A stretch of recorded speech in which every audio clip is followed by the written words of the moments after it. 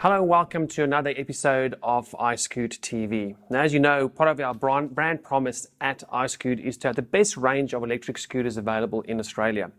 And sometimes with a large range comes a particular type of scooter that has multiple variants available across Australia from different suppliers. In the previous video, we featured the T10 Dual, but you also may know as the Zero 10X, Bexley 10, and also the Black Edition. And we went into quite a lot of detail with that scooter. Feel free to have a look at the link below if you want to look at that video again.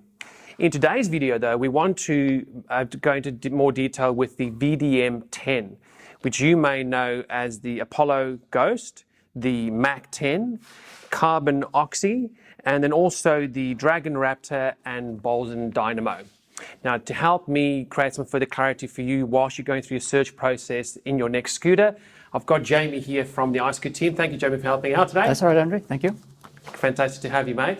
So in today's video, we're going to run through the basic specifications across the whole range, and Jamie will cover some of those. I'll cover the rest, and with that, hope to give you clarity to decide and make the best decision for you on what the next scooter is for you to ride. So one of the first things we should probably do is have a look at the branding and the overall appearance of each of the scooters. Jamie, what can you see in front of you there, mate? The Apollo's got very small, minimal branding with an extra line of grip tape down the centre of the scooter. The Mark 10, very large branding without the centre line of grip tape. Excellent. And then I've noticed with the Carbon Oxy 10, both the standard version and the Pro version, they've gone for a similar grip tape configuration, if I could put it that way, as the Mac 10, with a strip on either side and a larger branding. Again, considering that most people feet size and the way you stand on these scooters, you'd cover both strips. From a safety perspective, we don't really see that much of a difference between any of them. We don't have the Dynamo or the Dragon Raptor in stock, and we haven't seen this, therefore we can't comment in terms of what they would look like from a deck perspective. Next up, what we should do is look at the componentry that makes up each one of the scooters. So Jamie, again, starting with the Apollo, what do you see in front of you there, mate? Same grips on all the scooters. They've all got bells. They all have the key ignition. And with the key ignition, when you turn that on, what comes up on the display? Your ampage. Ampage, fantastic. That's the same across all of them? Across all of them, yes. What about, I noticed the Eco Turbo Mode dual wheel configuration on all of them is the same? That's correct. For anybody new to the electric scooter game, what does it mean to have an Eco and a Turbo Mode on the scooter? Eco mode, the yellow button, will drop the scooter down to its lowest power setting. So if you have limited battery left and need to get home, it should get you there at a lower speed. Fantastic. And then you've got the single and dual motor button. Now, with that, it's engaged when you push it in for dual motors. And if you push it in again, it pops out. And it's rear wheel driven, and it's the same again for across all the different scooters, including the Pro here. What about the brakes? Brakes. They've all got standard disc brakes, except for the Carbon Oxy Pro, which has your hydraulic brakes. Yep, and that's the Zoom brand of hydraulic brakes. Again, a brand of brakes has been around for a number of years, very well tested and highly reputable within the market space as well. Now, before we get down to, I guess, the lower parts of the scooter, how do these fold up? Because all the folding mechanisms are the same. They've all got dual clamps, I've noticed as well. That's correct. But can you maybe just take us through the process of folding one of these scooters? Easy. They all fold in the centre of the handles. Dual clamps. So notice that with the dual clamps, you've got two to let down, and that's very similar to when you are taking a wheel off a bike. So anybody used to mountain biking or road biking, it's the same sort of process. I noticed you have to slide them up there from there. Perfect. Nice and easy motion with all of them. We've done the same test with them. And then they've all got a mechanism at the top of the scooter which folds in and out. And then the deck has then the clamp at the bottom where you then hook it up. Now, you picked this up before. It looks fairly easy. I think we said 29 kilograms. 29 kilos, yeah. 29 kilos across all of them, and that also includes the Carbon Oxy 10 Pro version. It's also 29 kilos, even though it's got the slightly larger battery, which we'll talk more about in just a second. So the next thing we'll go through is the bottom half of the scooter, so to speak. So Jamie, can you talk us through the deck configuration and the tyres and whatever else you can see in front of you there? Well, they've all got 10-inch tyres. Mm-hmm. They've all got disc brakes except for the Carbon Oxy Pro, which has the hydraulic braking. What's the difference between hydraulics and cable braking? Again, for anybody that's sort of looking to toss up and decide which one they want to go with. Hydraulics is more of a controlled stoppage and a lot less maintenance over time. Right, fantastic. It's probably a good time to mention that we do have a full workshop available here at iScoot with arguably some of the best technicians in the country. Well, there certainly are in our minds. So any repairs, maintenance needs that you have, we can definitely look after those for you as well. So moving away from the wheels, what about the kick pad, if you want to call it that, or the stand? The footrest. Footrest, there you go. Yep. So they've all got the same footrest. Yep. They've all got the same stand on the scooter to keep it upright. They've all got 2 charging ports. So charging time on these scooters, I think, is it 6 hours if you use a single port? And half that with 2. Half that with 2, fantastic. And we've got all of those chargers available in stock at iScoot as well. Now, looking at also the Dragon Raptor and the Bolzen Dynamo online, we did notice that the suspension arm on them are different colors. Across the scooters we've got in front of us, they're all the same color, being black, and with black throughout, featured quite heavily throughout the scooters. With the Bolzen Dynamo, we noticed that as I said, the suspension arms, the clamps, and also the accents on the handlebars were all blue, and exactly the same with the Dragon Raptor. The same componentry was featured in yellow. So one of the key aspects in riding your electric scooter is safety, and it's paramount for us here at iScoot that we don't only equip you with the correct scooter for you to ride, but to make sure that you actually stay on your scooter for an extended period of time so you can actually enjoy the ride, not only by yourself, but often, as most people do these days, with their friends and family also. A key component to safety is lighting, especially for those people who use the scooters to commute home, which is often early in the morning when it's still dawn, or at dusk when they go home at night time. We have a range of lights available here at iScoot, and what I've found in the past, even just from personal experience, is that the higher the light is fitted to the scooter, the further it can actually project itself. And so we always recommend that regardless of the standard lighting you get on the scooter, that you also look at potentially purchasing additional lighting for that. Now, that said, Jamie, looking at the range we've got here in front of us, what's the lighting configuration on all of these, mate? Both have dual lights at the front, rear lights at the back, brake lights as well, and the underneath LED lights. Yeah, I noticed they're all blue, Yes. shining across all of them. They don't change colours on these ones? No, not I know with some of the other ones in particular, with the Dualtrons, you get a remote with them, you can change colours, which some people love. How do you turn these lights on and off, mate?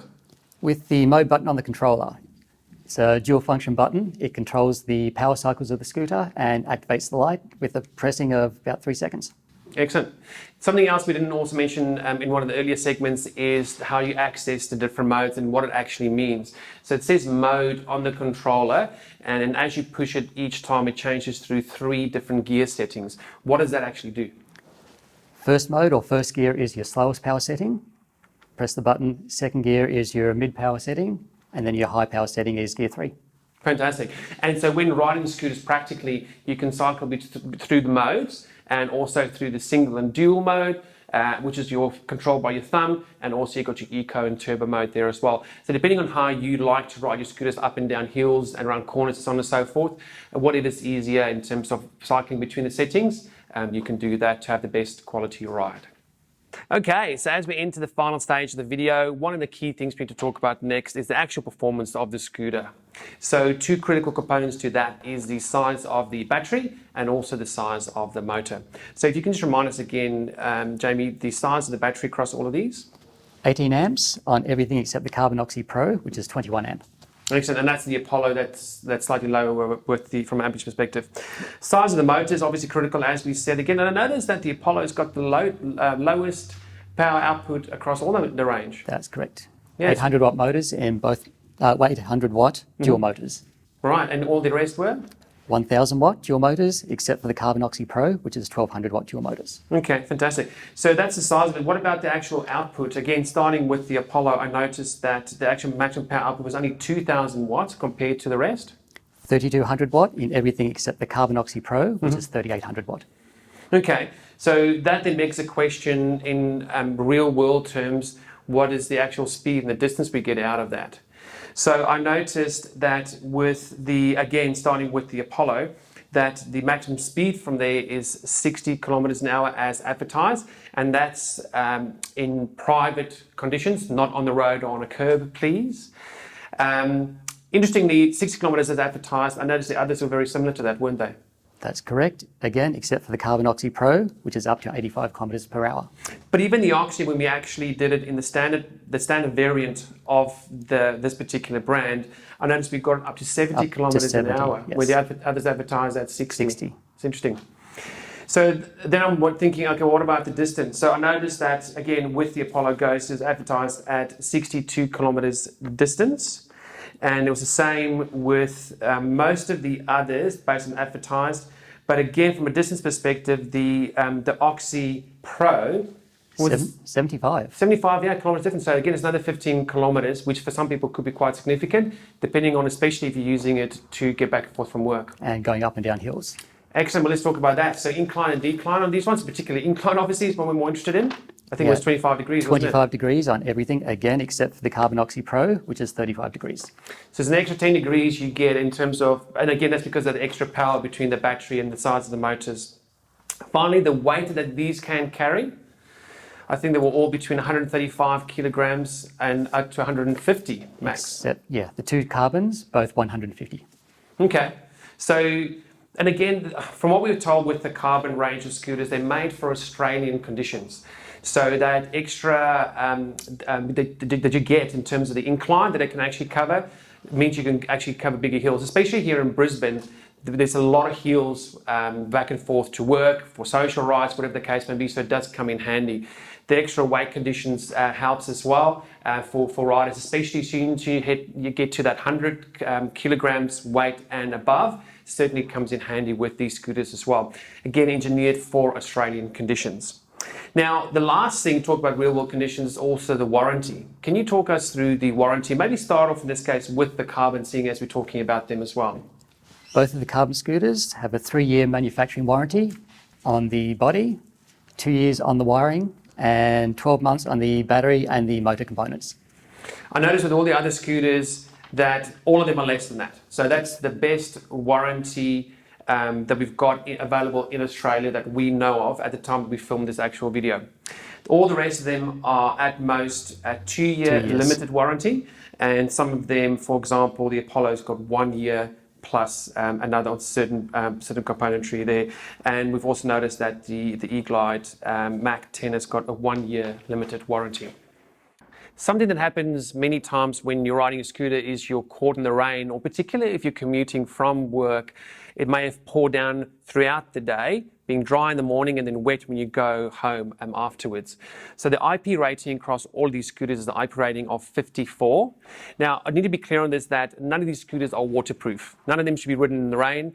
And even when there has been a downpour of any sorts, even if it's not raining anymore, there's only a very small amount of rubber with each of the wheels that's actually connected to the ground. So please be very careful when you're riding in wet conditions. And remember that these aren't made to ride in the water. They are more water resistant than what they are waterproof, with that rating being an IP54 rating. So there you have it. Those are the real world conditions, so to speak, that you'll face, and also how these scooters will perform in that setting. I hope that this video has helped you to get a clear indication based on your actual needs that you're going to have, which of the scooters will fulfill those for you.